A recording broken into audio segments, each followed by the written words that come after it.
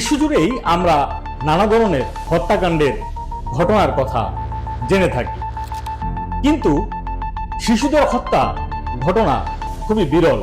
তাও একে একে 7 জন শিশুকে হত্যা করা হয়েছে এবং 6 জন শিশুকে হত্যার অভিযোগে যুক্তরাজ্যের নার্স লুসিকে গ্রেফতার করেছে পুলিশ।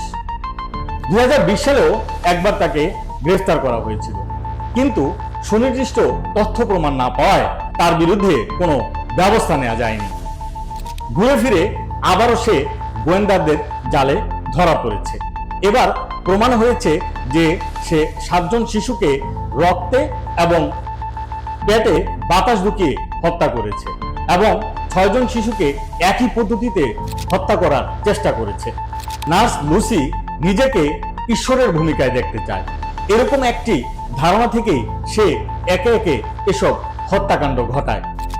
চিন্তাই করা যায় না যে কিভাবে সে শিশুদের হত্যা করতে পারে, তাও নবজাতক শিশু।